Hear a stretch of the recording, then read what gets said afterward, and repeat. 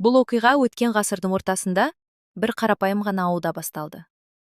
Сырт көзге бәрі тыныш, бәрі қалыпты көрінетін. Таң атқанда сиыр мөңіреп, қора жақтан шөптің иісі аңқып, ал кешкісін пештің түтіні аспанға баяу көтеріліп жататын сол бір тіршілік. Бірақ сол тыныштықтың ішінде қаншама тағдыр, қаншама көз жасы, қаншама айтылмаған сыр жатқанын ешкім білмейтін. Сол ауылда бір қыз болған. Аты Ләззат, жас, сұлу, қала көріп келген, арманға толы қыз еді. Оның көзінде бір ерекше от бар болатын. Ол от ауылдан кетіп, үлкен өмірге жетемін деген ішкі сенімнің шоғы еді. Бірақ сол от бір күні бір тағдырды өртеп жіберетінін ол кезде ешкім де, тіпті Ләззаттың өзі де білмеген. Сол күні ауыл үстін бір түрлі ауыр үнсіздік басқан еді. Көктемнің соңы болатын. Аспан бұлтты, күн көзі анда-санда ғана көрініп, қайтадан тығылып қала беретін. Үйдің ішінде бір әйел толғатып жатыр. Ол Ләззат.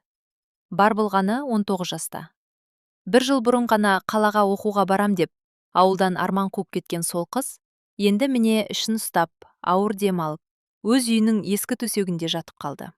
Оның жанында анасы Сәлима отыр. Қартайып қалған жоқ, бірақ өмірдің тауқыметі жүзін ерте әжімдеткен әйел. Көзінде үрей бар, үміт пен өкініш араласқан ауыр сезім бар. «Қалай бұлай болды, қызым?» деп іштей мың рет сұрады ол. Бірақ бұл сұраққа жауап жоқ еді. Себебі Ләззат өзі де үндемейтін. Әкесіз бала көтеріп келген. «Кім?» деген сұраққа үнсіздік. «Қайда?» дегенге жауап жоқ. Тек бірақ нәрсе анық еді. Бұл бала оның таңдауы емес, оның тағдыры еді. Жанында Гүлнар жүр, үлкен әпкесі. Екі баланың анасы. Көзқарасы қатал, бірақ жүрегі жұмсақ. Ол Ләззатқа қарап іштей ашуланып та, аяп та тұр. Өйткені өткен жазда дәл өзі ескерткен еді. Сақ бол деген. Бірақ тыңдамады. Қалаға барып, мен бәрін білемін деген қыздың бүгінде көзіндегі сенімнің орнына қорқыныш келген. Толғақ күшейген сайын Ләззаттың айқайы үйдің ішін жаңғыртты. Бірақ сол айқайдың ішінде ана болуға деген қуаныш жоқ еді. Ол кек ауырсынудың, тек шарасыздықтың үні еді. Сәлима оның қолын қысып отыр. «Шыда, қызым, шыда», дейді. Бірақ оның өзі де жылап отыр ішінен. Өйткені бұл жерде тек бір баланың дүниеге келуі емес, бір үлкен тағдырдың сынуы болып жатқан еді. Ақыры сәби дүниеге келді. Қыз бала. Әлсіз ғана ажылаған даусы үй ішіндегі ауыр ауаны бір сәтке жарып өткендей болды. Бірақ ешкім қуанып кеткен жоқ. Бір түрлі үнсіздік орнады. Сәлима бетін сипап шүкір деді. Гүлнар да жақындап қарап, баланың бетіне үңілді. Ал Ләззат, ол баласына тек бір сәт қарады. Сол қараған көзінде мейірім жоқ еді. Тек түсінбестік бар еді. Тек бұл қалай болды деген ішкі сұрақ бар еді. «Атын не қоямыз?» деді бір кезде анасы. Ләззат біраз үнсіз жатты. Сосын жай ғана «Таңшолпан» деді. Сәлима басын изеді. «Жақсы ат» деді. Бірақ оның жүрегі әлденені сезген еді. Бұл жерде бір нәрсе дұрыс емес еді. Ана мен бала арасындағы ең алғашқы байланыс, ол көзқарас, ол жылулық. Мұнда жоқ еді. Күндер өте бастады, бірақ үй ішіндегі ауа өзгермеді. Таңшолпан жылайды, бірақ анасы оны құшағына алуға асықпайды. Сәлима қарап жүреді. Гүлнар көмектеседі, ал Ләззат, ол өз әлемінде. Терезеге қарап ұзақ отырады. Бір нүктеге қадалып, ойға батып кетеді. Кейде баланың жылаған даусын естімегендей болады.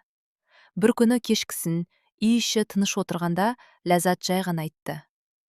«Мама, мен қалаға қайтам». Сәлима селк етті. «Қалай?» деді. «Оқуым бар, мен онда қала алмаймын». Ал бала? Ләззат көзін тайдырды. Біраз үнсіз қалды. Сосын жай ғана «Мен оны алып кете алмаймын» деді. Сол сәтте үйдің іші тіптен суып кеткендей болды. Гүлнар орнынан тұрып кетті. «Сен не айтып тұрсың өзі?» деді ашумен. Бірақ Ләззат үнсіз қалды. Өйткені ол шешімін әлде қашан қабылдап қойған еді. Сол түні Сәлима ұйықтай алмады. Қолында кішкентай Таңшолпан. Әлсіз ғана дем алып жатқан сәби. Бұл бала неге кінәлі деп ойлады ол. Ал ана жүрегі? Ол жауап бере алмады. 3 күннен кейін Ләззат жолға шықты. Қолында бір ғана сөмке. Ешкімге қарамай, ешкімді құшақтамай. Таңшолпан анасының қолында қалды. Сәлима оны құшақтап тұр. Көзінен жас тоқтамайды. Ал Ләззат бір сәтке ғана бұрылды. Бірақ ол да жеткілікті болмады. Өйткені сол бір бұрылыс соңғы рет еді.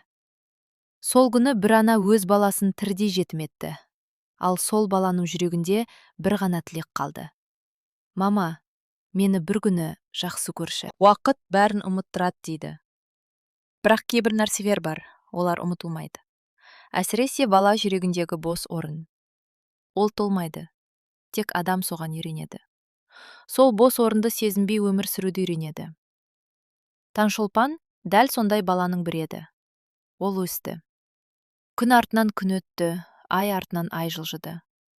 Жылдар сырғып өте берді. Бірақ оның өмірінде бір нәрсе өзгермеді. Анасының жоқтығы.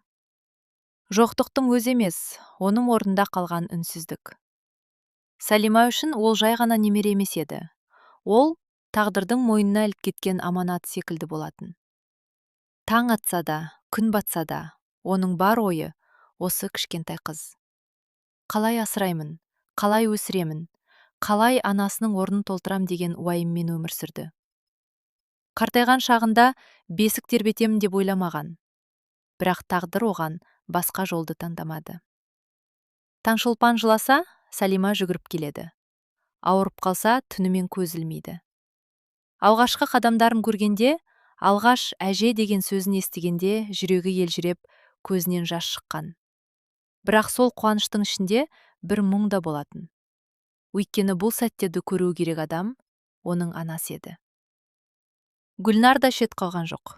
Өзінің 2 баласы болса да, Таңшолпанды бөлек көрмеді. Керісінше, кейде өз балаларынан да артық еркелететін. Бірақ оның жүрегінде Ләззатқа деген ашу басылмады. Кейде сыртқа шығып жалғыз қалғанда, ішінен қалай ғана тастап кетті екен деп тістенетін. Бірақ бұл сұрақтың жауабы жоқ еді. Ал Таңшолпан ол бәрін сезетін. Балалар сезбейді деп ойлау үлкендердің қателігі. Ол кішкентай болса да бәрін түсінетін. Басқа балаларды көргенде, олардың аналары жанында жүргенде, қолынан ұстап, шашынан сипағанда, оның жүрегі бір түрлі қысылып кететін. Бірақ ол сұрамайтын, өйткені бір рет сұрап көрген. Бір күні шамамен 5 жасында ол Сәлимаға қарап, «Әже, менің мамам қайда?» деп сұрады. Сәлима сасып қалды. Қолындағы істі тоқтатып қызға қарады. Көзінде қорқыныш пайда болды. Бұл сұрақтан қашып жүргеніне қанша жыл болса да, бәрібір бір күні келетінін білетін. «Мамаң қалада, қызым», деді ақырын ғана. «Ол неге бізбен тұрмайды?» Бұл жолы жауап беру одан да қиын болды. Сәлима үнсіз қалды. Сосын жай ғана «Жұмысы бар», деді. Таңшолпан басын изеді. Бірақ оның жүрегі бұл жауапқа сенбеді. Ол түсінді, бірақ толық емес. Тек бір нәрсені сезді. Оны ешкім іздеп келмейді. Сол күннен бастап ол ішінен бір тілек айтатын болды. Күнде, ұйықтар алдында. Көзін жұмып алып сыбырлап, «Мама, мені жақсы көрші, бір рет болса да», деп қайталайтын. Жылдар өте берді. Таңшолпан мектепке барды. Ақылды, сабақты жақсы оқитын қыз болды. Мұғалімдер оны мақтайтын. Тәртіпті, тәрбиелі дейтін. Бірақ ешкім оның ішіндегі бос орынды көрмейтін. Сабақта бәрі жақсы, достары бар, күлкісі де бар. Бірақ кешке үйге келгенде бәрі басқаша болатын. Бір күні мектепте бір оқиға болды. Балалар аналар күніне дайындалып жатқан. Әр бала анасына арнап өлең оқуы керек еді. Мұғалім: «Ертең әр қайсысың анаңа арнап бір сөз айтасыңдар», деді. Барлығы қуанып кетті. Ал Таңшолпан үндемей қалды. Сол кеште ол үйге келіп ұзақ отырды. Қағаз алды, қалам алды. Бірақ жаза алмады. Өйткені не жазарын білмеді. «Анашым» деп бастай ма? Бірақ ол сөзді ешқашан ешкімге айтпаған. Сәлима оны байқап қалды. Жанына келіп отырды. «Не болды, қызым?» Таңшолпан басын төмен түсіріп, Маған ертең анама өлең айту керек деді. Салима жүрегі шымете қалды. Біраз үнсіз отырды. Сосын қызды құшағына алды. Маған айтсаң болмай ма? Деді күлімсіреп. Бірақ ол күлімсіреу жасан деді. Таңшолпан басын шайқады. Көзінен жас шығып кетті. Сен менің әжемсің, деді ақырын ғана. Осы сөз Салимаға ауыр тиді. Бірақ ол жыламады. Тек қызды қаттырақ құшақтады. Өйткені ол шындық еді. Келесі күні Таңшолпан мектепке барды. Балалар бірінен соң бірі анасына арнап сөз айтып жатты. Бірі жылап, бірі күліп. Ал ол кезегі келгенде үнсіз тұрды. Айт қызым, деді мұғалім жұмсақ дауыспен. Таңшолпан басын көтерді. Көзі толып тұр. Бірақ ол жыламады. Тек бірақ сөйлем айтты. Менің анам жоқ. Сынып іші тып-тыныш болып қалды. Ешкім не айтарын білмеді. Мұғалімден демеді. Өйткені кей сөздерге жауап болмайды. Сол күннен кейін Таңшолпан өзгерді. Ол бұрынғыдай бала емес еді. Ішінде бір нәрсе қатып қалғандай болды. Ол енді ана туралы сұрамайтын. Ол енді күтпейтін. Бірақ ішіндегі бір үміт, ол әлі өлмеген еді. Ауыл адамдарда бәрін білетін. Бірі аяйтын, бірі сыртынан сөз айтатын. Анасы тастап кеткен қыз деп сыбырласатын. Бірақ Таңшолпан ол сөздерді естімегендей жүретін. Өйткені ол әлдеқашан өз шындығын қабылдап қойған еді. Ал Ләззат ше? Ол қалада өмір сүріп жатты. Жаңа өмір, жаңа отбасы, жаңа бала. Ұлы Ерасу. Ол үшін Ләззат үлгілі ана еді. Күлімдеп жүретін, қамқор болатын. Ешкім оның өткенін білмейтін. Ешкім оның бір қызды ауылда қалдырып кеткенін сезбейтін. Тек кейде, түн ортасында, бәрі ұйықтап жатқанда, Ләззат оянып кететін. Көзі ашық, төбеге қарап жатады. Бір бейне елестейді. Кішкентай қыз. Бірақ ол бейнені тез қуып жібереді. Өйткені ол естеліктер қауіптеді. Олар оның жақсы өмірін бұзуы мүмкін еді. Ал ауылда бір қыз күнде бір тілек айтып ұйықтайтын. Мама, мені бір күні жақсы көрші. Бірақ ол тілекке жауап беретін ешкім жоқ еді. Адам өмірінде кейбір сәттер болады. Олар сырттай қарағанда жай ғана бір кеш, бір әңгіме сияқты көрінеді. Бірақ шын мәнінде сол сәттен кейін бәрі бұрынғыдай болмайды. Сол сәттен кейін адам ішінен өзгереді. Сол сәттен кейін балалық шақ аяқталып, оның орнына ауыр, салмақты тыныштық келеді. Дәл сондай бір кеш Таңшолпанның өмірінде де болды. Күздің салқын ауасы ауылдың үстін басып тұрған, күн ерте батып, қараңғылық тез түсетін мезгіл. Үйдің іші жылы, пештің шоғы жай ғана маздап, анда-санда оттың сықыры естіледі. Салима бір бұрышта үнсіз отыр. Қолында жіп, бірақ тоқып отырған жоқ, тек ойға батып кеткен. Гүлнар да сол күні келген, бірақ ол да бұрынғыдай ашық сөйлеп күліп отырған жоқ. Бір түрлі ауыр, тұйық күйде. Ал Таңшолпан болса, үстелдің басында кітап ашып отыр. Бірақ ол да оқып отырған жоқ. Тек көзін әріптерге қадап, ойы мүлде басқа жақта жүрген. Өйткені ол соңғы кездері көп ойлайтын болды. Көп сұрақ қоятын болды. Бірақ сол сұрақтарын ішіне сақтайтын болды. Өйткені жауаптардың өзі ауыр екенін сезетін. Сол кезде есік жақтан Гүлнардың даусы шықты. Бастапқыда жай ғана сөйлесіп отырғандай еді. Бірақ дауыстарында бір түрлі салмақ бар еді. Таңшолпан еріксіз тыңдай бастады. Сен әлде күтіп отырсың ба? Деді Гүлнардың даусы, баяу ғана. Не істейін енді? Өз қызым ғой, деді Салима ауыр күрсініп. Қыз дейсің бе? Қыз болса баяғыда келер еді. Бір рет болса да келер еді. Ана емес ол, деді Гүлнар бұл жолы ашуын жасыра алмай. Осы сөз дәл сол сәтте Таңшолпанның жүрегіне қадалғандай болды. Ол қозғала алмай қалды. Тынысы тарылып кеткендей болды. Олай деме, деді Салима әлсіз ғана. Бірақ бұл қорғаныс өзі де сенбейтін қорғаныс еді. Шындықты айту керек, апа. Қанша жасырамыз? Ол қызды өзі тастап кетті. Ешкім мәжбүрлеген жоқ. Өзі таңдады. Өз өмірін таңдады. Ал бұл бала, деді Гүлнар сөзін аяқтамай. Бірақ бәрі түсінікті еді. Таңшолпан енді шыдай алмады. Ол баяу орнынан тұрды. Жүрегі қатты соғып тұр. Бірақ қадамдары тыныш. Есікке жақындады да, жай ғана «Әже?» деді. Екі әйел бірден үнсіз қалды. Бәрі тоқтап қалғандай болды. «Мен бәрін естідім», деді Таңшолпан. Даусы тым тыныш еді. Сол тыныштықтың өзі қорқынышты болатын. Сәлима орнынан тұрып кетті. Көзінен жас бірден шығып кетті. «Қызым», деді ол. Бірақ әрі қарай сөз таба алмады. «Анам мені тастап кеткен бе?» деді Таңшолпан тік қарап. Осы сұрақтан кейін үйдің іші тіпті ауырлап кеткендей болды. Үнсіздік ұзаққа созылды. Ешкім бірден жауап бере алмады. Өйткені бұл енді жай сөз емес.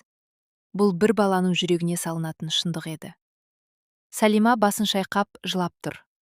Ал Гүлнар көзін төмен түсіріп, бір сәт ойланып тұрды да, ақырындап «Иә», деді. Дәл осы бір сөз Таңшолпан үшін бәрін өзгертті.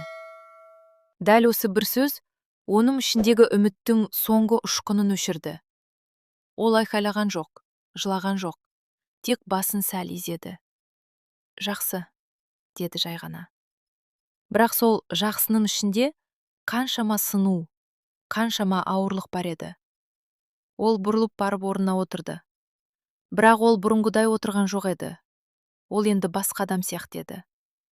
Сәлима оған жақындап құшақтағысы келді. Бірақ Таңшолпан шегініп кетті. «Маған бәрін айтшы», деді ол баяу ғана. Сол кеште олар бәрін айтты. Ештеңе жасырмады. Ләззаттың қалай кеткенін, қалай 2 айлық баласын қалдырып кеткенін, қалай жылдар бойы келмегенін, қалай қалада басқа өмір бастап, басқа бала туғанын, бәрін. Әрбір сөз ауыр болды. Әрбір сөз жүрекке тікелей тиді. Таңшолпан тыңдап отырды. Көзін бір нүктеге қадап, ештеңе демеді. Бірақ ішінен бәрі сынып жатты. Ол «Мені неге қаламады?» деді ол бір кезде ақырын ғана. Бұл сұраққа ешкім жауап бере алмады. Өйткені бұл сұрақтың жауабы жоқ еді. Сәлима жылады. Гүлнар үндемеді. Өйткені шындық кейде тек ауыр болады. Түсіндірмесі болмайды. Сол түні Таңшолпан жалғыз жатты. Төбеге қарап ұзақ жатты. Көзінен жас ақпады. Бірақ жүрегі жылады. Бұрын ол анасы туралы ойлағанда үміт болатын. Бір күні келеді деген. Бір күні құшақтайды деген. Ал енді ол жоқ. Енді тек шындық бар. Суық, қатал, өзгермейтін шындық. «Мен саған керек болмадым», деді ол сыбырлап. Бірақ бұл сөзді ол ешкімге емес, өзіне айтты. Дәл сол сәтте оның ішіндегі бір нәзік нәрсе жоғалды. Оның орнына басқа нәрсе келді. Сабыр. Бірақ ауыр сабыр. Келесі күндері ол өзгерді. Бұрынғыдай жүгіріп ойнамайды. Көп күлмейді. Бірақ сабағы бұрынғыдан да жақсы болды. Мұғалімдер оны мақтай бастады. Өте тәртіпті, өте жауапты қыз деді. Бірақ ешкім оның неге сонша ерте есейіп кеткенін сұрамады. Бір күні сыныптасы одан «Сенің анаң қайда?» деп сұрады. Таңшолпан оған жай ғана қарап, «Мен үшін ол жоқ», деді. Осы сөзді айтқанда оның даусы дірілдеген жоқ. Өйткені ол бұл шындықты қабылдап қойған еді. Сол күні кешке ол тағы да ойланды. Ұзақ ойланды. Сосын өзіне уәде берді. «Мен ешқашан ондай болмаймын. Ешқашан баламды тастамаймын. Қандай қиын болса да», деді. Бұл уәде оның өміріндегі ең маңызды шешімдердің бірі болды.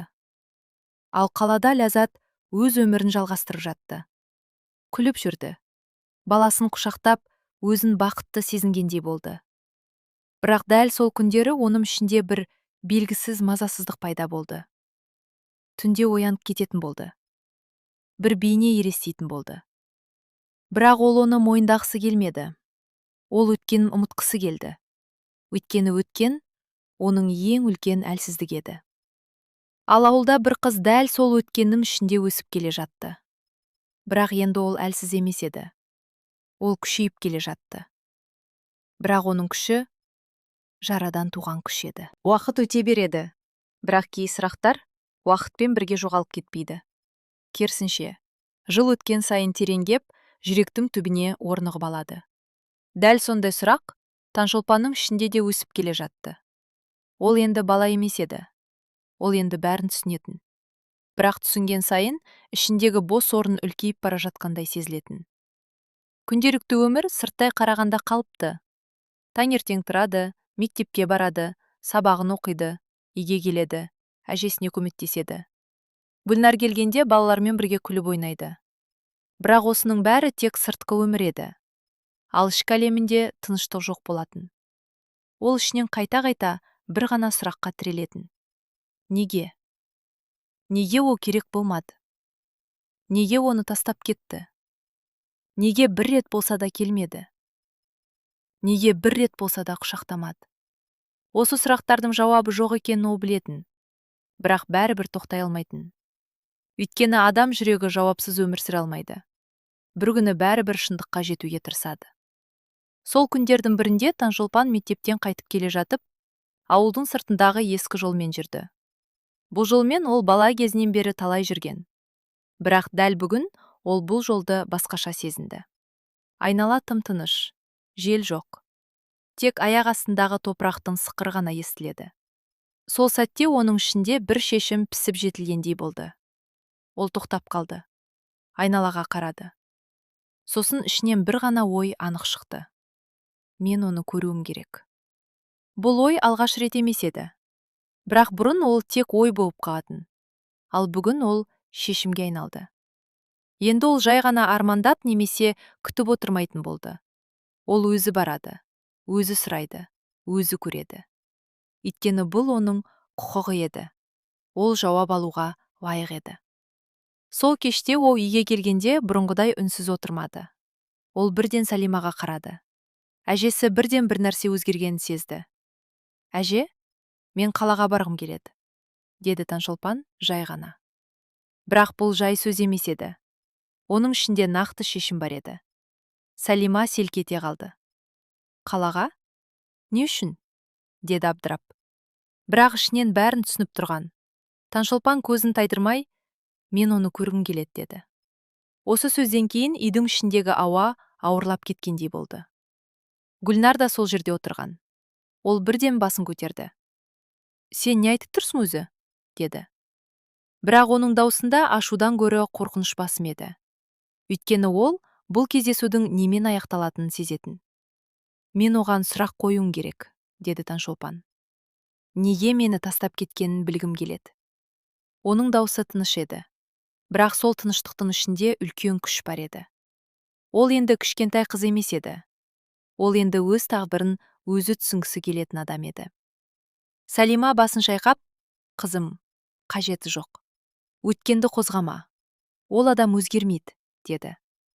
Бірақ бұл сөздер әлсіз естілді.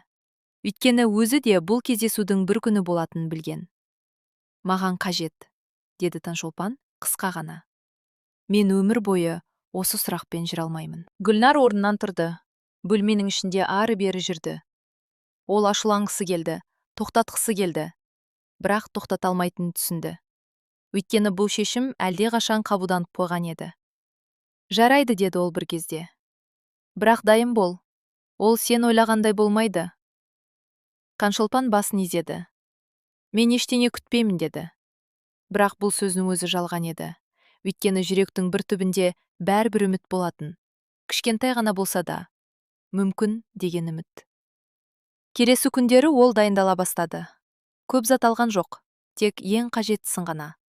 Жолға жетерлік ақша, бір-екі киім және ең бастысы адрес.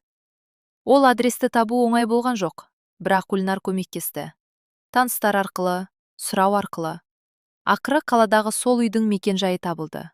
Сол қағазды қолына ұстаған кезде Таңшолпанның жүрегі біртүрлі соқты. Бұл жай ғана адрес емес еді. Бұл оның өткеніне апаратын жол еді. Жолға шығатын күн де келді. Таңертең ерте. Ауыл әлі толық оянбаған. Ауа салқын, аспан ашық. Салима таңнан бері үнсіз жүр. Сөз таппай жүрген сияқты. Таңшолпан дайын тұр. Кішкентай сөмке қолында. Гүлнар да келген. Ол сырттай сабырлы көрінгенмен, ішінде алаң бар. Қорықпайсың ба, деді ол бір кезде. Таңшолпан басын шайқады. Жоқ, тек білгім келеді, деді. Сәлима оған жақындады, қолын ұстады. Қызым, деді. Бірақ ары қарай не айтарын білмеді. Көзінен жас ағып кетті. Ол немересін жібергісі келмейді, бірақ ұстап қала алмайтынын да біледі. Барсаң бар, бірақ өзіңді жоғалтпа, деді ақырын ғана. Таңшолпан басын изеді, ол да жыламады. Өйткені оның ішінде басқа сезім басым еді. Белгісіздік пен күту. Автобусқа отырған кезде ол терезеден ауылға қарады. Осы жер оның үйі еді, оның балалық шағы, оның барлық естеліктері осы жерде қалған.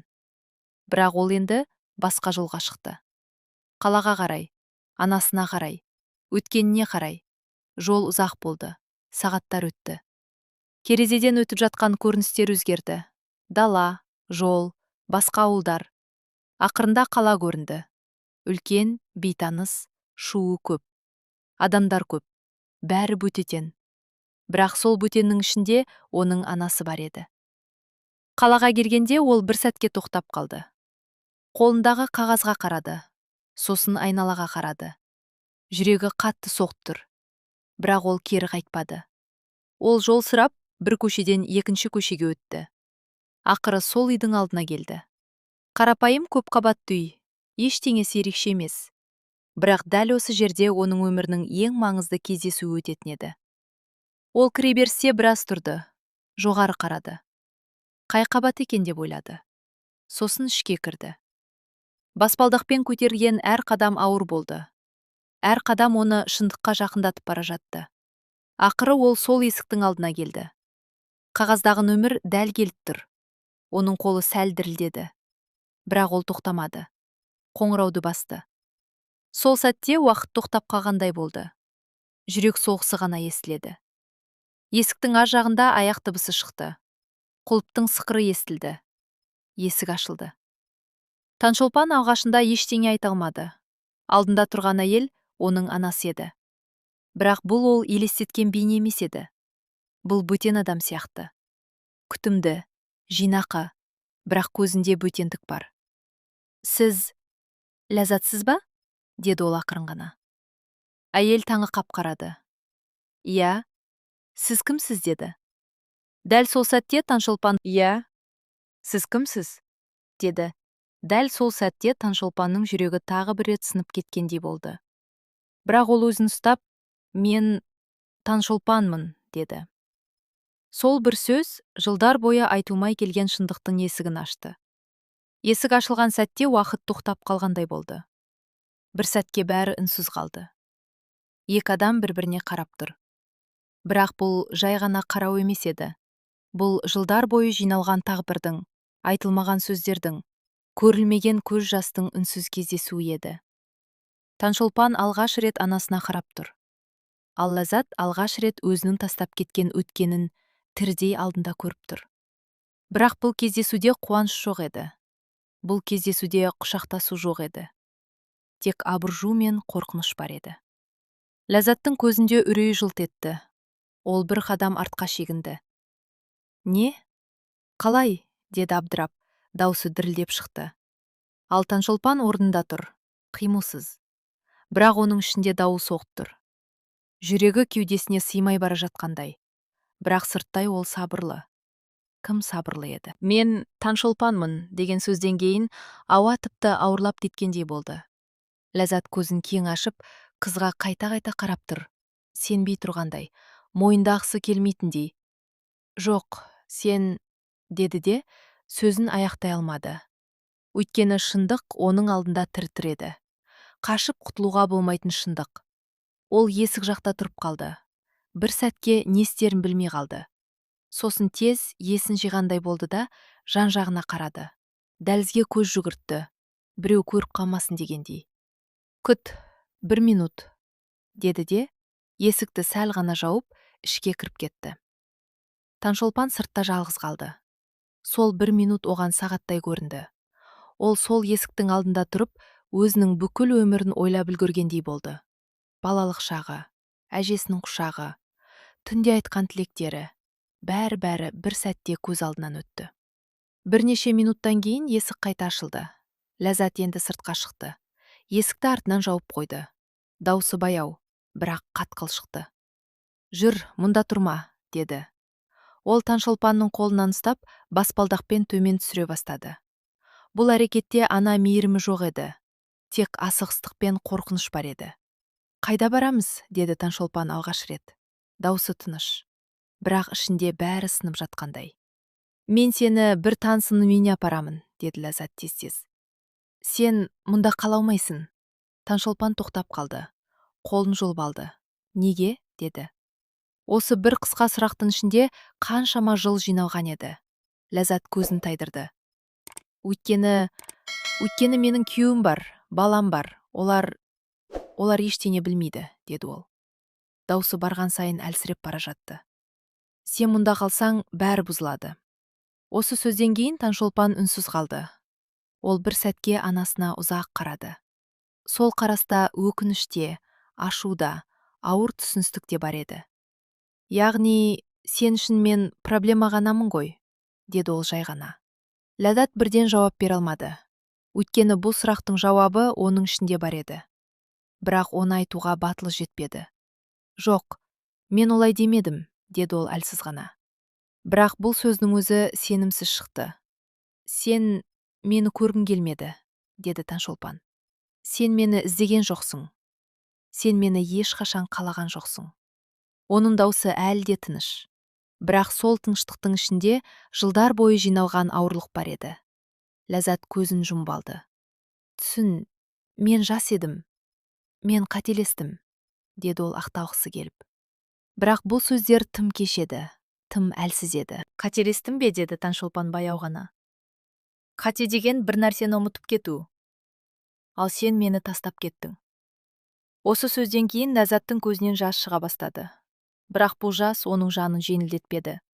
Өйткені ол көз жасы тым кеш келген еді. «Мен қорықтым», деді ол ақырын ғана. «Мен өмірімді жоғалтқым келмеді». «Ал менің өмірімше?» деді Таңшолпан. Алғаш рет даусында діріл пайда болды. «Менің балалық шағым ше? Менің әр түнім ше? Мен сені күтіп өткен жылдар ше?» Ләззат үнсіз қалды, өйткені бұл сұрақтарға жауап жоқ еді. Ол тек жылап тұрды. Бірақ бұл жылау ештеңені өзгертпейтін жылау еді. «Мен сені көру үшін келдім», деді Таңшолпан біраздан кейін. «Мен сенен бір нәрсе естимін деп ойладым. Бәлкім, кешір. Бәлкім, қызым». Ол сөзін аяқтай алмады, өйткені өзі де бұл сөздерді айту қаншалықты ауыр екенін енді түсінді. Ләззат басын көтерді. Бір сәтке оның көзінде бір нәрсе жылт етті. Бәлкім өкініш. Бәлкім кеш келген ана сезімі. Бірақ ол бірден өшіп кетті. Өйткені қорқыныш басым болды. «Кешір», деді ол ақырын ғана. «Бірақ сен қазір кетуің керек». Осы сөз бәрін аяқтады. Таңшолпан бір сәтке қозғалмай тұрды, сосын жай ғана басын изеді. «Түсіндім», деді. Оның даусы енді мүлде тыныш еді. Тіпті суық еді. Ол бұрылды да баспалдақпен төмен түсе бастады. Әр қадамы ауыр, бірақ нық. Ол енді тоқтамайды. Ол енді сұрамайды. Өйткені ол бәрін көрді, бәрін түсінді. Төменге түскенде ол бір ретте артқа қарамады. Өйткені артта қалатын ештеңе жоқ еді. Анасы тек өткеннің бір бөлігі ғана болып қалды. Көшеге шыққанда ол терең тыныс алды. Көзінен жас шықты. Бірақ ол оны сүртпеді. Өйткені бұл жас әлсіздіктің емес, босап шыққан ауырлықтың белгісі еді. Сол күні ол пойызға отырды. Терезе жанында отырып қала алыстап бара жатқанын көрді. Дәл сол сәтте оның ішінде бір нәрсе өзгерді. Ол енді күтпейді. Ол енді үміттенбейді. Ол енді еркін. Бірақ сол еркіндіктің ішінде мұз бар еді. Ал жоғарда, сол пәтерде, Ләззат есіктің артында отырып қалды. Ол да жылады. Бірақ оның жылауы кеш еді. Ол өз қолымен жоғалтқан нәрсені енді қайтара алмайтынын түсінді. Сол күні ана мен қыз бір-бірін тапты. Және сол күні олар бір-бірін мәңгілікке жоғалтты. Адам өмірінде кейбір жаралар болады. Олар жазылмайды. Тек үсті қабықтанып, іште тыныш жатқандай көрінеді. Бірақ уақыт өте келе бір естелікпен, бір сөзбен, бір үнмен қайта ашылып, қайтадан сыздап кетеді. Таңшолпанның жүрегіндегі жара дәл сондай еді. Ол қаладан қайтқан күннен бастап бұрынғы өміріне қайта оралғандай болды. Бірақ шын мәнінде ол мүлде басқа адам болып оралды. Ауыл сол баяғы қалпы, үй сол баяғы, әжесі сол баяғы мейіріммен қарсы алды. Гүлнар да сол баяғыдай алаңдап қарады. Бәрі өзгермегендей, бірақ Таңшолпан өзгерген еді. Оның ішінде енді үміт жоқ. Енді бір күні бәрі түзелер деген сенім жоқ. Тек қабылдау бар. Салқын, ауыр, бірақ шынайы қабылдау. Үйге кіргенде Сәлима оны құшақтап алды. «Қалай болды, қызым?» деп сұрады. Бірақ жауапты өзі де сезіп тұрғандай еді. Таңшолпан басын ғана изеді. «Бәрі түсінікті болды», деді. Осы бір қысқа жауаптың ішінде бәрі бар еді. Ол ештеңе қосып айтпады. Өйткені сөздің қажеті жоқ еді. Гүлнар оның көзіне қарап бәрін түсінді. Ол да сұрамады. Тек иығына қолын қойды. Бұл үнсіз қолдау еді. Өйткені кей жағдайларда сөз артық. Келесі күндерде Таңшолпан бұрынғы тіршілігіне қайта кірісті. Таңертең тұрады, жұмыс істейді, үй шаруасына көмектеседі. Бірақ оның әр әрекеті енді басқа. Бұрын ол бір нәрсені үмітпен жасайтын. Енді ол тек істеу керек болғандықтан жасайды. Оның ішінде бір тыныштық пайда болды. Бірақ бұл тыныштық қуаныштың емес, шаршаған жүректің тыныштығы еді. Ол енді ештеңе күтпейді. Ешкімнен ештеңе талап етпейді. Ол тек өз өмірін өзі құру керек екенін түсінді. Бір күні кешкісін ол сыртта жалғыз отырды. Аспанға қарап ұзақ ойланды. «Мен енді кіммін?» деген сұрақ келді. Бұрын ол өзін біреудің қызы ретінде сезінетін, біреудің күткен адамы ретінде. Ал енді ол тек өзі ғана. Ешкімге байланысы жоқ. Тек өзінің таңдауы, өзінің жолы бар адам. Сол сәтте ол тағы бір шешім қабылдады. «Мен өз өмірімді өзім құрамын», деді ішінен. Бұл жолы оның даусы анық, сенімді еді. Уақыт өте келе ол жұмысқа орналасты. Ауылдағы есеп-қисапқа көмектесетін болды. Адамдар оны сыйлай бастады. Өйткені ол жауапты, сабырлы, сөзінде тұратын адам еді. Ешкім оның ішінде не жатқанын білмейтін. Тек сыртқы бейнесін ғана көретін. Таңшолпан өте мықты қыз дейтін. Бірақ оның мықтылығы қайдан келгенін ешкім сұрамайтын. Гүлнар кейде оған қарап отырып ойлайтын. Бұл бала тым ерте есейді деп. Оның ішінде бір өкініш бар еді. Бірақ ол ештеңе өзгерте алмайтынын түсінді. Тек жанында бола алады. Тек қолдай алады. Бір күні ауылға жаңа адам келді. Аты Нұрлан. Ол жүргізуші болып жұмысқа тұрған, қарапайым, сабырлы, көп сөйлемейтін адам. Бірақ көзі жылы. Адамдарға деген көзқарасы жұмсақ. Ол алғаш Таңшолпанды көргенде бірден байқап қалды. Бұл қыздың ішінде бір нәрсе бар. Сырттай тыныш, бірақ ішінде тереңдік бар. Ол оған бірден жақындамады. Тек сырттай бақылап жүрді. Таңшолпан да оны байқап жүрді, бірақ оған мән бермегендей болды. Өйткені ол жүрегін ешкімге ашқысы келмейтін. Ол қайтадан сенгісі келмейтін. Өйткені сенім ең қауіпті нәрсе екенін ол әлде қашан түсінген. Бірақ уақыт өте келе, олар бір-бірімен сөйлесе бастады. Алдымен жай ғана амандасу, сосын қысқа әңгімелер, жұмыс туралы, ауа райы туралы. Бірақ сол қарапайым әңгімелердің ішінде бір жылылық пайда бола бастады. Нұрлан ешқашан артық сұрақ қоймайтын, ешқашан оның өткенін қазбаламайтын, тек тыңдайтын. Кейде жай ғана жанында отыратын. Осының өзі Таңшолпан үшін ерекше еді. Өйткені ол алғаш рет өзін түсіндірмей-ақ түсінетін адамды көргендей болды. Бір күні олар бірге ұзақ отырды. Үнсіз, тек желдің дыбысы. Алыстан иттің үргені естіледі. Сол сәтте Нұрлан жай ғана «Сен өте мықтысың» деді. Таңшолпан оған қарады. «Мен мықты емеспін» деді. «Мен жай ғана үйреніп кеттім». Бұл сөз шын еді. Оның мықтылығы таңдау емес, қажеттілік еді. Нұрлан басын изеді. «Кейде ең мықты адамдар, ең көп ауырған адамдар болады» деді. Осы сөз Таңшолпанға қатты тиді. Өйткені бұл сөз оның ішкі әлемін дәл айтып тұрғандай еді. Сол күннен бастап оның өмірінде жаңа кезең басталды. Баяу, асықпай, бірақ шынайы. Ол қайтадан сенуді үйрене бастады. Қайтадан күлуге, қайтадан біреуге жақын болуға. Бірақ бұл жолы ол сақ болды. Ол енді өз жүрегін қорғауды үйренген еді. Уақыт өтті, олар жақындасты. Бір-біріне тірек бола бастады. Ақыры олар отбасы құрды. Қарапайым, бірақ шынайы өмір басталды. Таңшолпан ана болды. Кішкентай қыз дүниеге келді. Оны қолына алғаш алған кезде оның көзіне жас келді. Бірақ бұл жолы бұл жас ауырлықтан емес, мейірімнен еді. Ол қызын құшақтап тұрып, ішінен бір ғана нәрсені айтты. Мен сені ешқашан тастамаймын. Сол сәтте оның өміріндегі ең үлкен уәдесі орындалды. Ол ана болды. Бірақ ол басқа ана болды. Ол сүйетін, қорғайтын, ешқашан кетпейтін ана болды. Ал өткен енді тек естелік болды. Ауыр, бірақ әлсіз естелік. Ол енді оның өмірін басқармайтын Таңшолпан өз жолын тапты. Бірақ тағдырдың әлі бір сынағы қалған еді. Уақыт кейде адамға бәрін ұмыттырғандай көрінеді. Күндер бір-біріне ұқсап, өмір бір қалыпқа түсіп, жүрек баяу ғана тынышталып, өткеннің ізі көмескілене бастағандай болады. Таңшолпан да дәл сондай кезеңге жеткен еді. Оның өмірі енді өз арнасымен ағып жатқан. Таңертең ерте тұрып, үй шаруасын жасап, жұмысына барып, кешке отбасының ортасында отырып, баласының күлкісін тыңдап, қарапайым, бірақ шынайы бақытты сезінетін.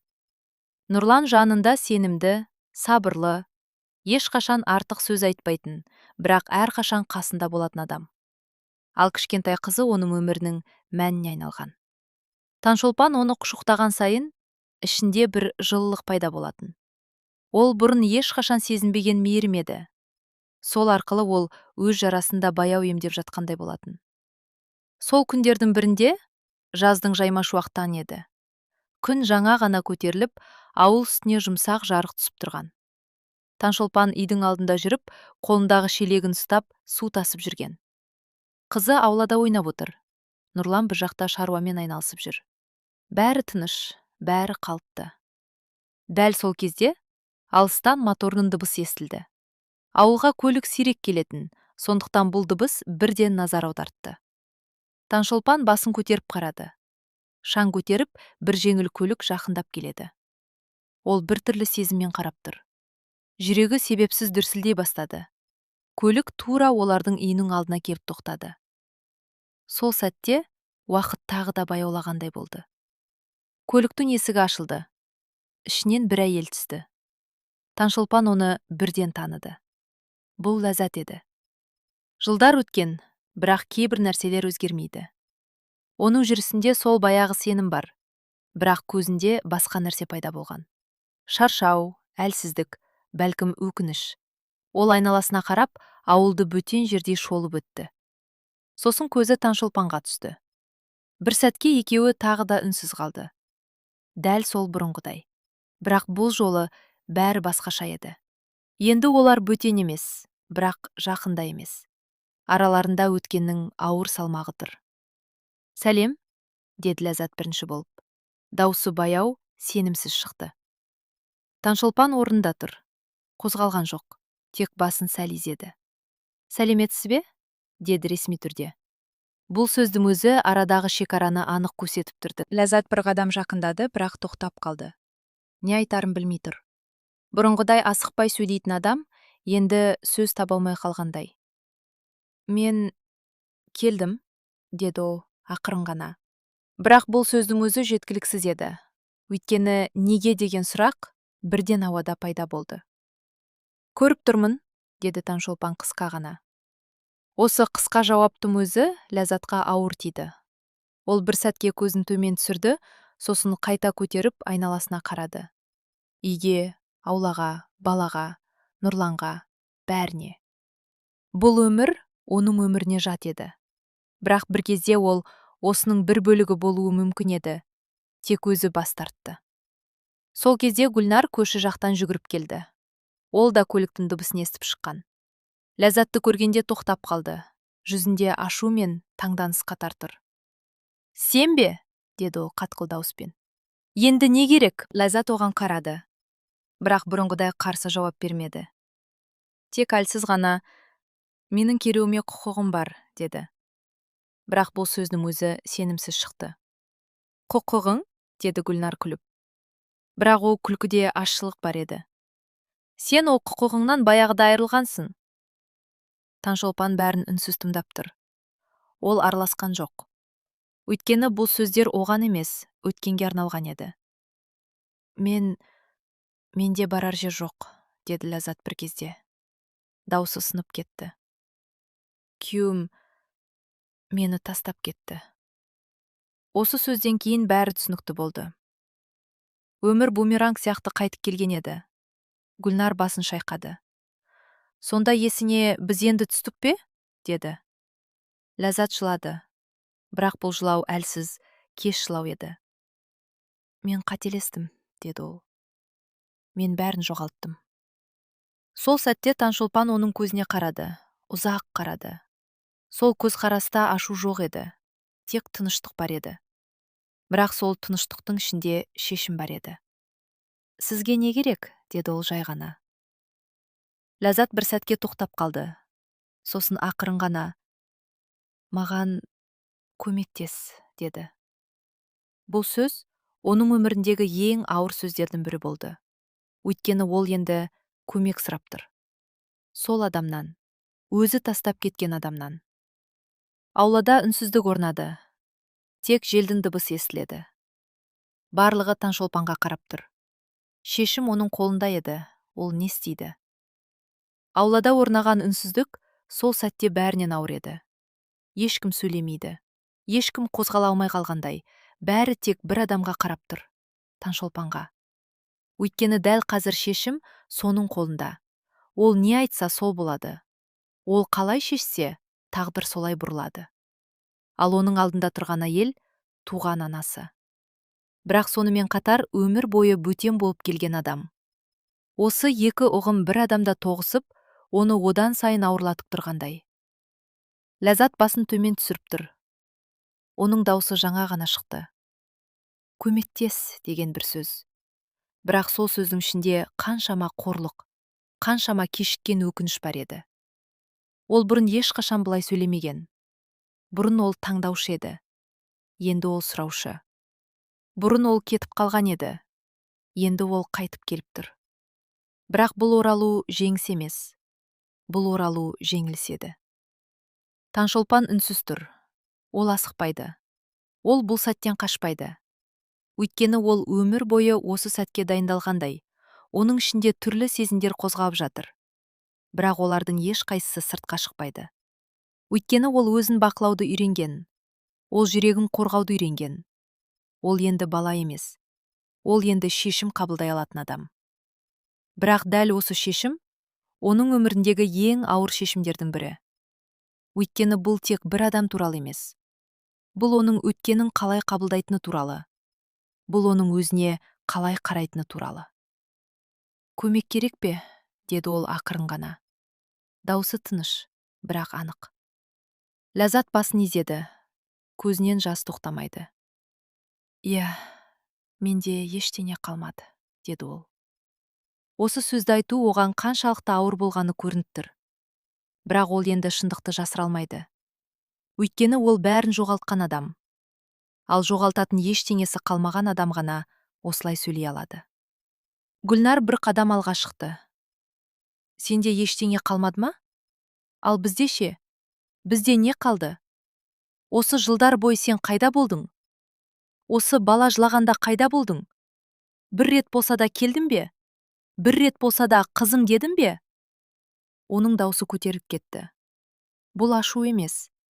Бұл жылдар бойы жиналған ауырлық еді. Ләззат үндемеді. Өйткені бұл сөздердің бәрі рас еді. Ол қарсы айта алмайды.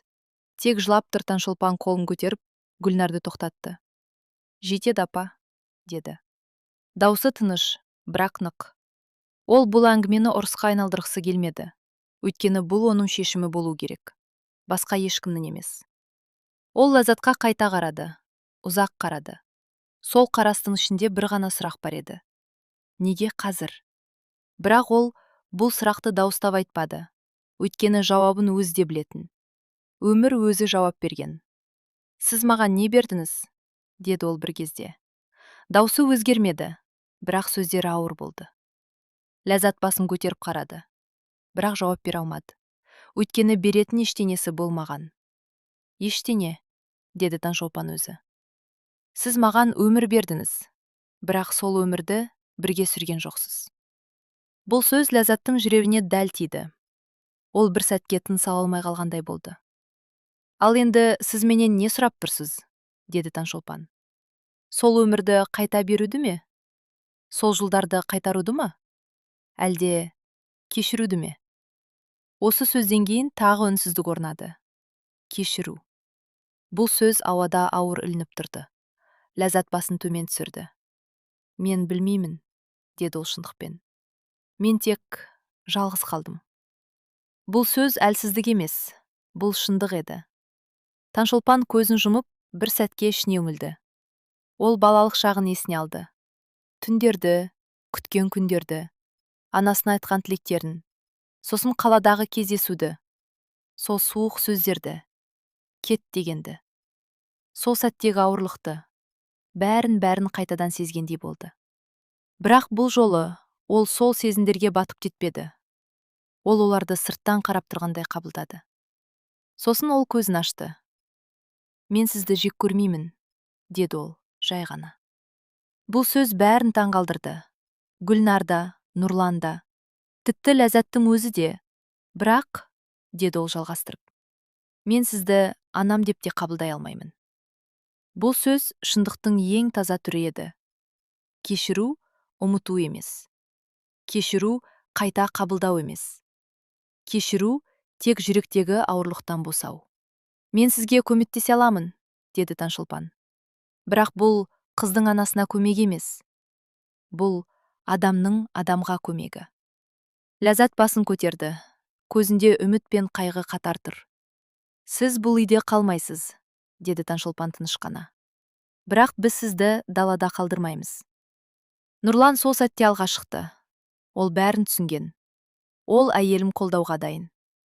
Мен сізді ауданға апарамын, деді ол. Сол жерде уақытша тұратын жер табамыз. Бұл нақты, салмақты шешім еді. Гүлнар да үндемеді. Ол бастапқыда қарсы болғанымен Таңшолпанның шешімін сыйлады. Ләззат жылап тұр. Бірақ бұл жолы оның жылауында басқа нәрсе бар еді. Бұл тек өкініш емес, бұл түсіну. Ол енді бәрін түсінді. Ол не жоғалтқанын, неге енді қайтара алмайтынын түсінді. Рахмет, деді ол сыбырлап. Бұл сөз оның өміріндегі ең кеш айтылған сөздердің бірі болды. Таңшолпан бұрылды, қызына жақындады, оны қолына алды. Кішкентай қыз оны мойнынан құшақтады. Сол сәтте бәрі анық болды. Міне оның шынайы отбасы. Міне оның өмірі. Ал өткен. Өткен енді тек сабақ. Сол күні Таңшолпан ең қиын нәрсені жасады. Ол кешірді, бірақ есікті қайта ашпады. Және дәл сол шешім оны толық еркін етті. Адам өмірінде кейбір нәрселер бірден емес, уақыт өте келе орнына келеді. Кейбір әділетсіздіктер бір сәтте түзелмейді, бірақ өмірдің өз заңы бар. Ол асықпайды, бірақ ұмытпайды. Әркімге өз жолымен, өз уақытымен қайтарады. Біреуге қуаныш болып, біреуге өкініш болып, бірақ міндетті түрде қайтарады. Дәл сол заң осы оқиғада да өз орнын тапты. Таңшолпан сол күннен кейін ішкі бір жеңілдік сезінді. Бұл жеңілдік қуаныш емес еді, бұл ауыр жүктен босау. Жылдар бойы іште жатқан сұрақтардың, күтілген жауаптардың, айтылмаған сөздердің енді маңызын жоғалтқанның белгісі еді. Ол енді өткенмен күреспейді, оны өзгертуге тырыспайды. Ол тек оны қабылдайды. Сол арқылы өз өмірін әрі қарай жалғастырады. Күндер бұрынғыдай өтіп жатты, бірақ Таңшолпан енді басқаша өмір сүріп жатты. Ол әр сәттің қадірін білетін болды. Қызының күлкісін тыңдағанда оның кішкентай қолы өзіне жабысып қалғанда, ішінде бір ерекше жылулық пайда болатын. Ол жылулық бұрын болмаған. Ол енді өз баласына қарап отырып, бір ғана нәрсені анық түсінді. Мен бәрін дұрыс жасап жатырмын. Бұл сенім оған күш берді. Ол енді ештеңеге өкінбейді, өйткені ол өзінің жолын таңдады. Ал Ләззаттың өмірі мүлде басқа бағытта жүріп жатты. Ол сол күні ауылдан кеткенде, жүрегінде бір ғана нәрсе болды. Бос кеңістік. Ол өмір бойы қашып жүрген өткеніне енді өзі қайта келіп, соның алдында әлсіз болып қалғанын түсінді. Ол ауданға барған соң, уақытша тұратын жер тапты. Бірақ бұл өмір оған бөтен еді. Бұрынғыдай жайлы емес, бұрынғыдай сенімді емес. Ол енді ешкімге керек емес екенін сезінді. Ең ауыр нәрсе жалғыздық емес. Ең ауыр нәрсе кеш түсіну. Ол дәл соны бастан өткеріп жатты. Түнде жалғыз отырғанда ол өткенін ойлайтын болды. Бұрын ол бұл естеліктерден қашатын, ал енді олардан қашатын жер жоқ. Ол бәрін есіне алды. Кішкентай Таңшолпанды, оның кішкентай қолдарын, алғашқы жылаған даусын. Сол сәтте оның жүрегінде ештеңе қозғамағанын, сол суықтықты, сол шешімді, сосын кеткен күнін, артына қарамағанын. Бәрін қайтадан көргендей болды. Және әр естелік оның жүрегін ауыртатын. Өйткені ол енді түсінді, ол тек баласын тастап кеткен жоқ. Ол өзінің де бір бөлігін жоғалтқан. Бірақ оны тек жылдар өткен соң ғана сезді. Ол бір күні айнаға қарап тұрды. Өзіне ұзақ қарады. Бұрынғыдай өзін сенімді, әдемі, өмірін бақылап тұрған адам ретінде көрмеді. Енді ол шаршаған, өкінішке толы адамды көрді. Мен не істедім деген сұрақ алғаш рет анық шықты. Бірақ бұл сұрақтың жауабы да кеш еді. Өйткені өмір артқа қайтпайды. Бір күні ол Таңшолпан туралы ойлады. Оның көзқарасын, оның айтқан сөздерін. Мен сізді жек көрмеймін, бірақ анам деп қабылдай алмаймын, дегенін.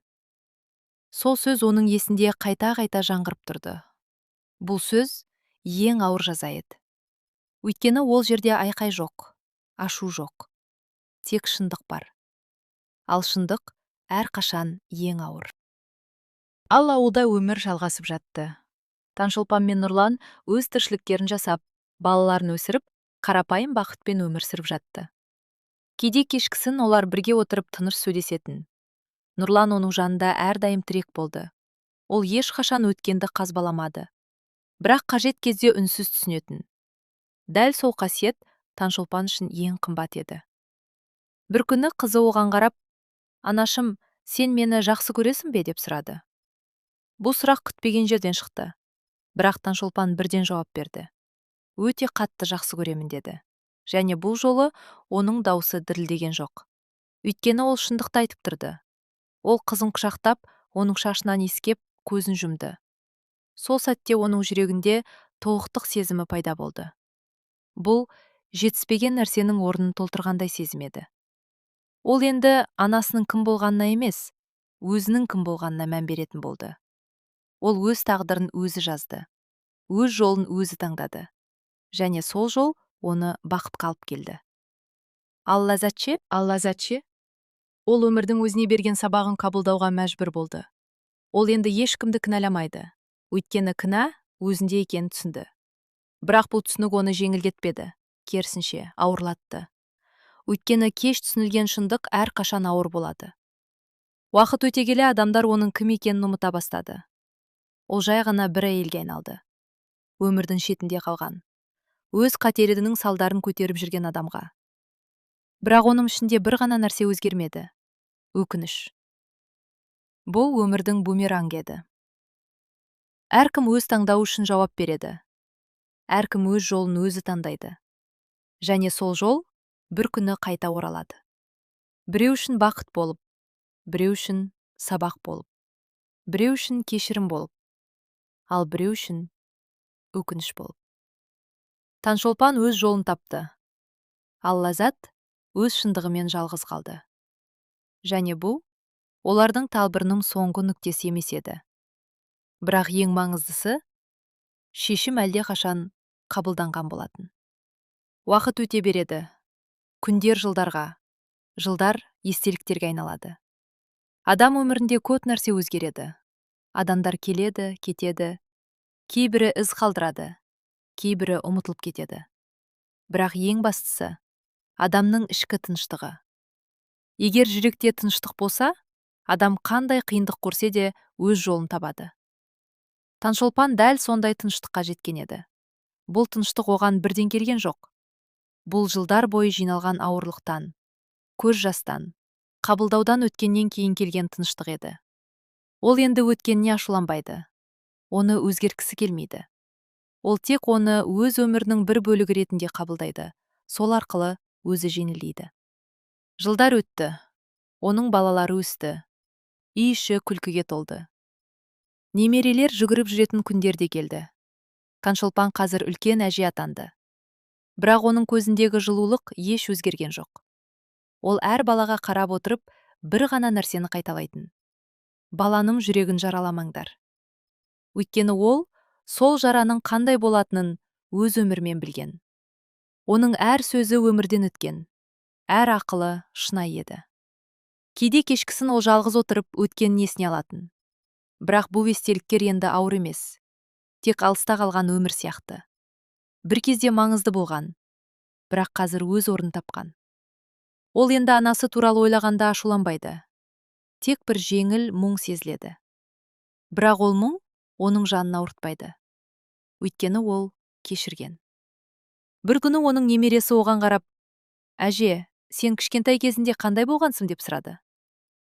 Таңшолпан жымиып, «Мен де сен сияқты болдым. Тек сәл ертерек есейіп кеттім» деді. Бұл сөздің ішінде бүкіл өмірінің тарихы жатқандай еді. Ал Ләззаттың тағдыры. Ол басқа жолмен жүрді. Ол өз өмірін жалғыз өткізді. Оның қасында бұрынғыда ешкім болған жоқ. Ұлы өз өмірімен кетті, күйеуі кеткен. Ал өткен, оны күнде есіне салып тұратын ауыр естелікке айналды. Кейде ол ауылға баруды ойлады, бірақ батылы жетпеді. Өйткені ол жерде оны ешкім күтпейтін білді. Ең қиыны жалғыздық емес. Ең қиыны кешігіп қалған мүмкіндік. Ол дәл соны түсінді. Жылдар өткен сайын оның жүрегіндегі өкініш азайған жоқ. Керісінше, кереңдей түсті.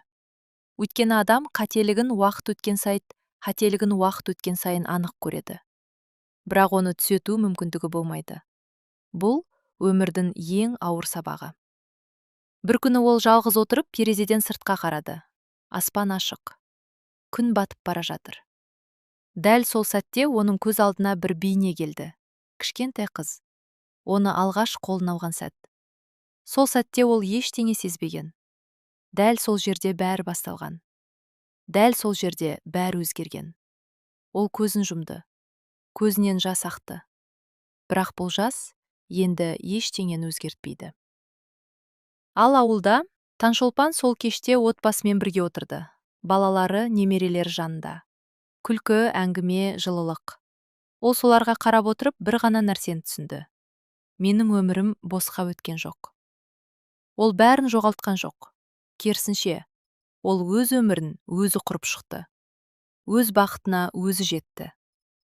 Ол бір сәтке көзін жұмды. Жүрегінде тыныштық. Ешқандай өкініш жоқ. Ешқандай сұрақ жоқ. Тек толықтық сезімі бар. Сол сәтте ол іштей бір сөз айтты. Мен сені кешірдім.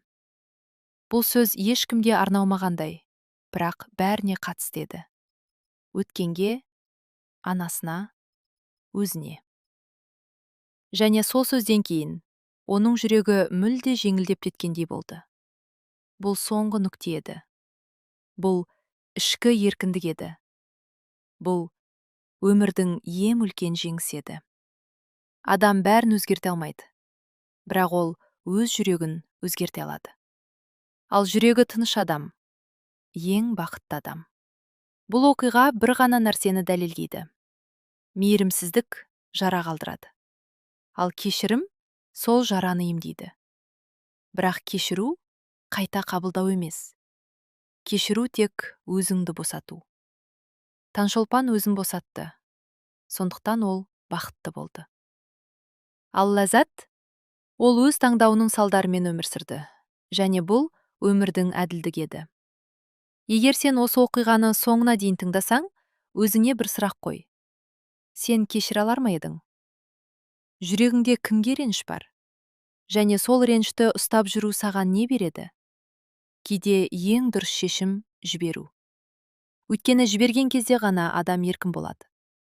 Ал еркін адам ғана шынайы өмір сүре алады. Ардақты тыңдармандарым, егер осы оқиғаны соңына дейін тыңдап шықсаңыздар, Жүректеріңізге үлкен рахмет. Бұл тағдырлы хикая сізге қалай әсер етті? Таңшолпанның орнында болсаңыз, сіз анаңызды кешірер ме едіңіз? Әлде жүрегіңізде реніш қалар ма еді? Өз ойларыңызды міндетті түрде пікірге жазыңыздар. Мен бәрін оқимын. Тағы бір сұрақ. Дәл қазір сіз бұл әңгімені қай қаладан тыңдап отырсыз? Және сіз жақта сағат неше болды? Қай өмірден бізді тыңдап отырған жандар бар екен, пікірге жазып кетіңіздерші? Бәріміз танысып алайық. Егер осындай өмірден алынған әсерлі әңгімелер ұнаса, видеоға лайк басып, арнамызға тіркеліп қойыңыздар. Бұл сіздердің қолдауларыңыз. Бізге жаңа мағыналы оқиғалар шығаруға үлкен күш береді. Жақсылықтарыңыз көп болсын, шаңырақтарыңыздан береке кетпесін, жүректеріңізден мейірім азаймасын. Келесі әсерлі хикаяда аман есен жолыққанша.